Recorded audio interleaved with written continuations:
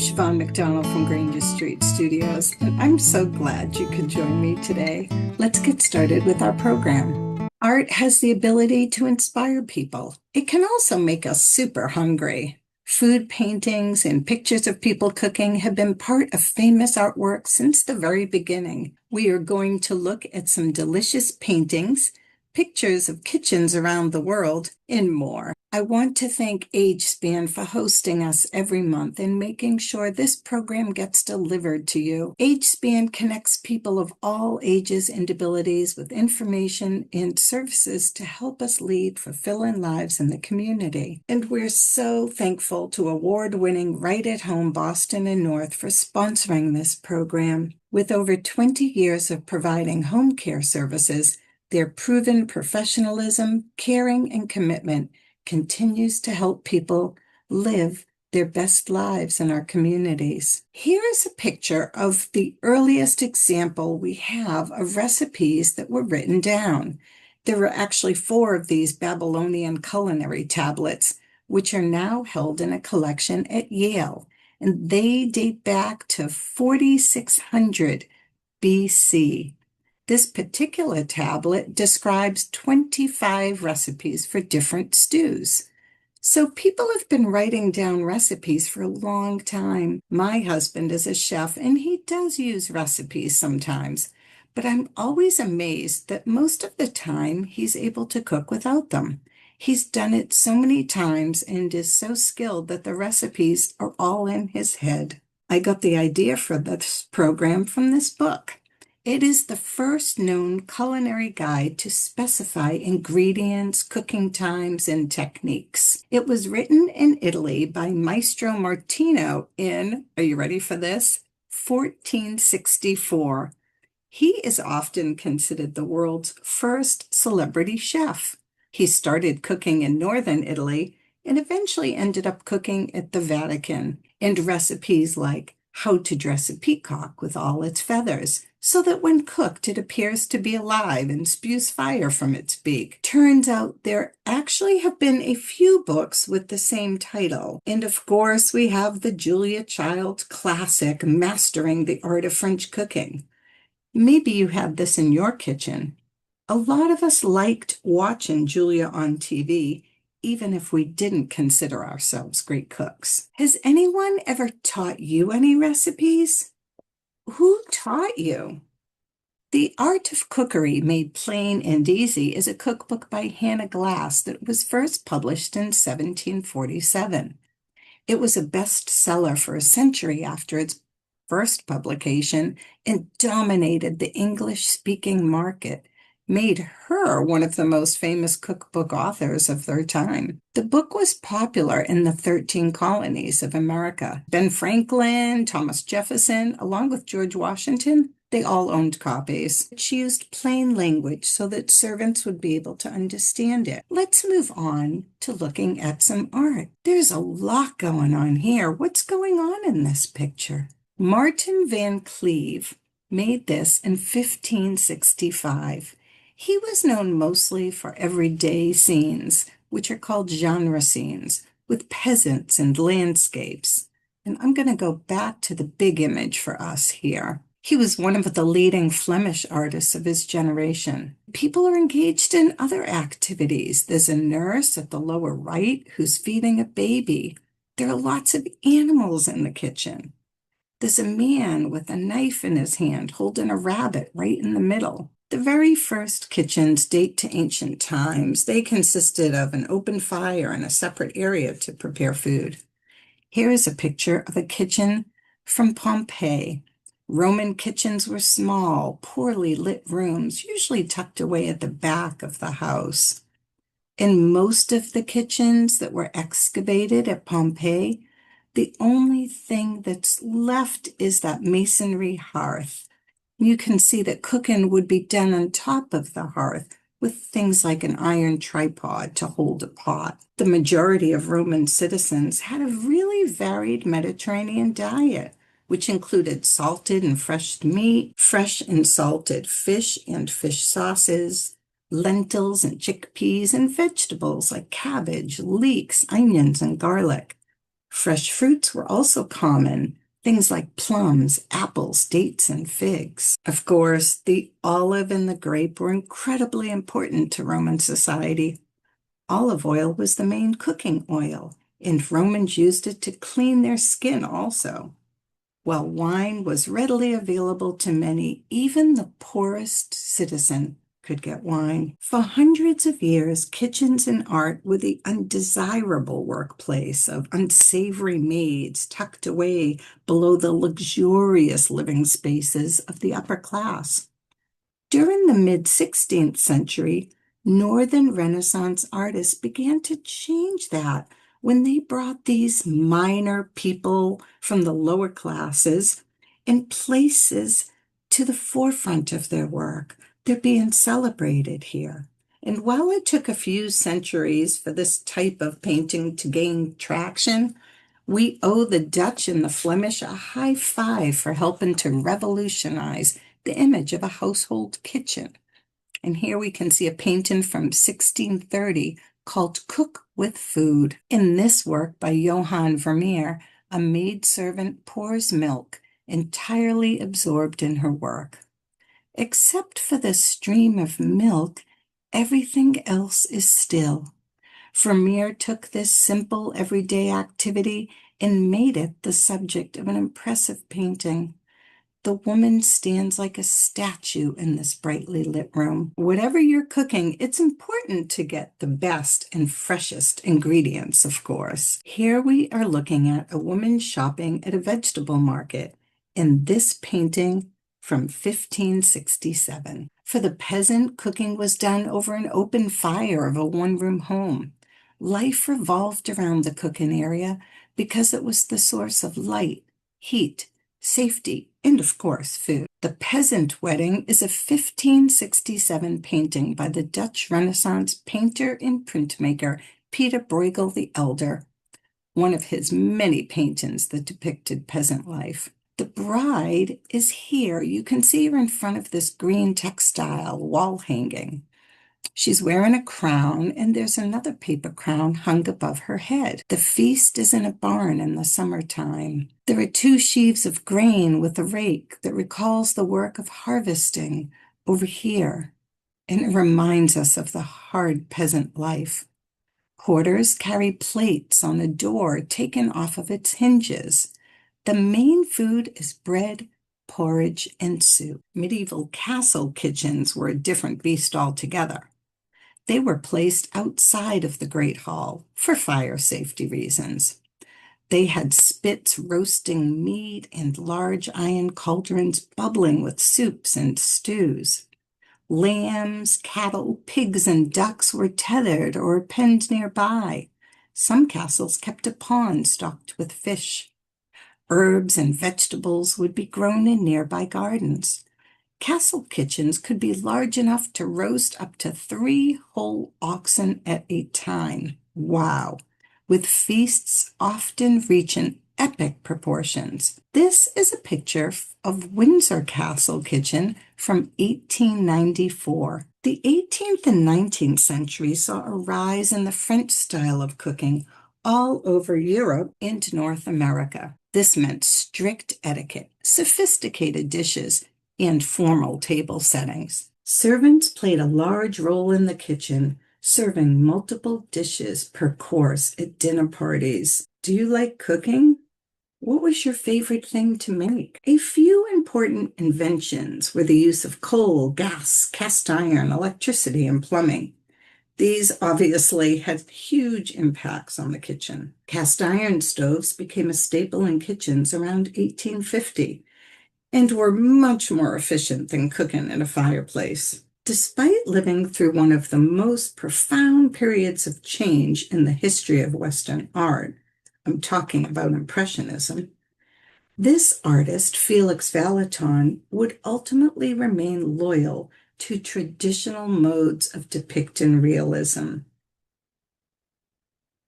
Many of us, including myself, have never heard of him, but I really like this painting of a woman in a kitchen that he did in 1892. Some of the things in this video might seem familiar. Let's watch a few minutes together now.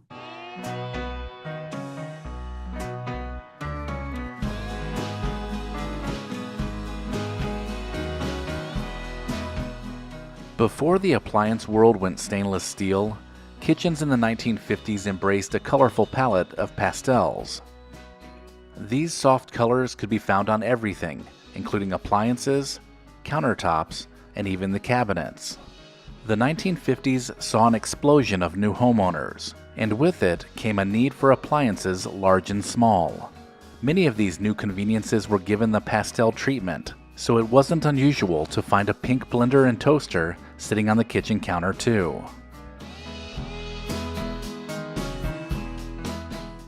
In the 1950s, modernism became fashionable, and home interior design began to incorporate the popular look of the American diner. Homeowners would often opt for a checkerboard linoleum floor in contrasting colors to complement the sleek designer style. The linoleum material was durable and also very easy to take care of, making it the perfect choice to spruce up any kitchen.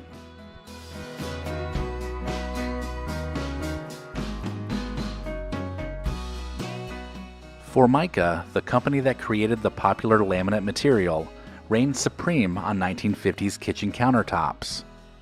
Formica was known for being durable and easy to clean, which made it ideal for high-traffic areas. Easy to wipe down and available in any color, Formica became the key material used to dress up countertops during the 1950s.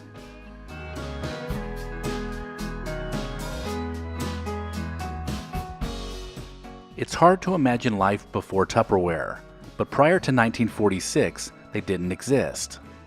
During the 1950s, they became a staple of every kitchen, with their sleek and stackable solution to storing leftovers.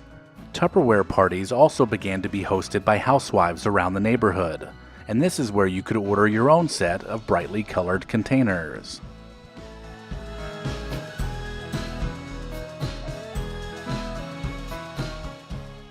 Just about every kitchen in the 1950s had a matching set of canisters sitting on the counter. Everything in the kitchen had its rightful place, and that went for flour, sugar, and coffee too. The canisters were usually decorated with floral patterns or abstract designs that had labels describing the contents. Housewives even made sure to find a set of tins that complemented the bright style of their 1950s kitchen.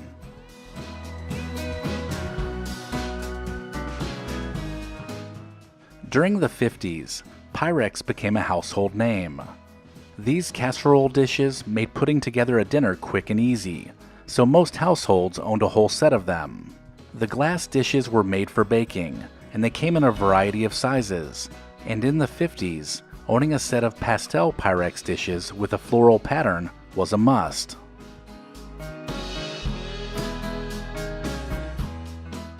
In the 1950s, you could have just put butter in a bowl or on a plate, but mothers everywhere went the extra mile and dressed up their butter using decorative molds. With the emphasis on butter being beautiful, there were molds for any occasion and countless designs to choose from. What we know as a simple stick of butter today was actually a work of art back then. These molds would be loaded up with softened butter and then popped in the freezer for about a half an hour, and then they were ready to decorate any table.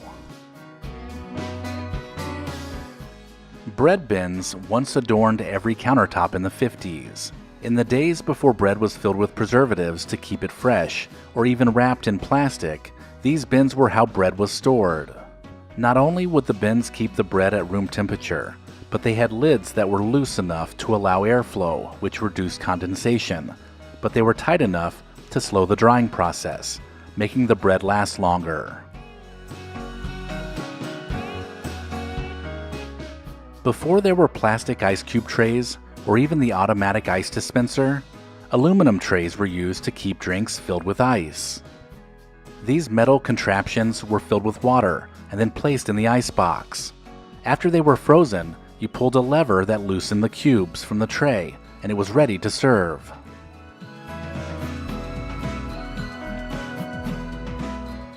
Prior to having electric hand mixers, kitchens across the United States used a manual hand mixer to incorporate ingredients.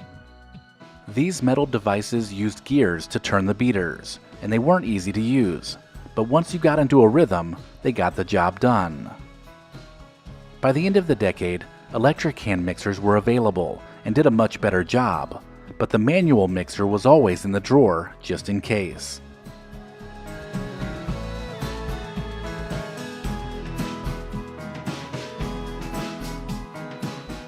Just like with butter, there was also a Jell-O mold for every season, occasion, and size. These molds helped to dress up the jiggly dishes of mixed vegetable, celery, and Italian salad, but they failed to make any of them taste better. Jell-O molds were popular nonetheless, having been featured in countless magazines and cookbooks, and it was a relatively fun dish to prepare, savory or sweet.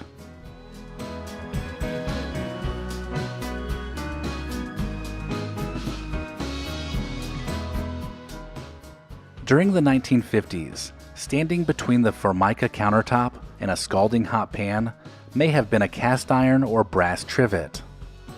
These heavy but highly decorative trivets were popular in kitchens of this time, and they are now highly collectible antiques.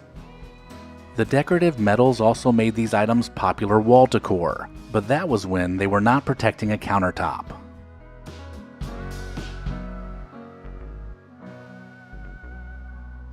I hope you enjoyed that video. I saw some things that really reminded me of my childhood. Have you ever tried cooking food from another culture? What did you prepare and how was it? In Morocco, it's customary for meals to be eaten family style with family and friends sitting around low, round tables eating together.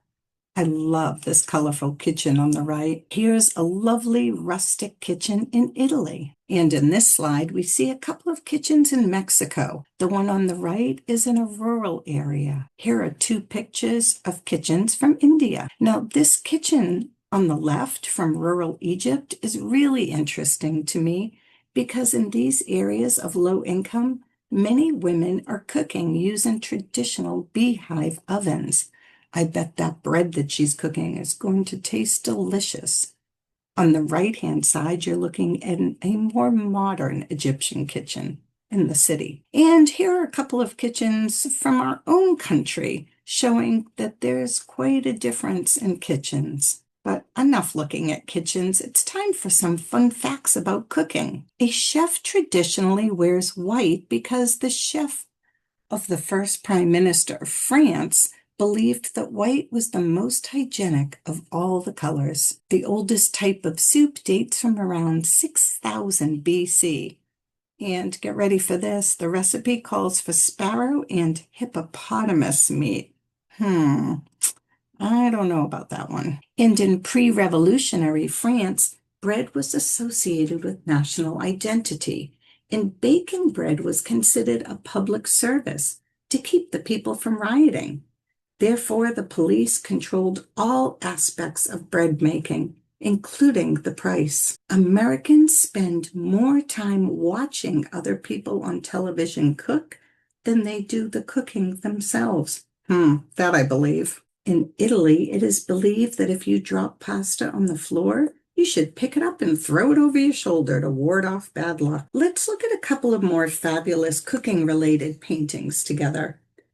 Diane Massey Dunbar lives in Colorado, and she painted this in 2009. I think my favorite thing about this painting is the fact that all of the shopping is being done by men.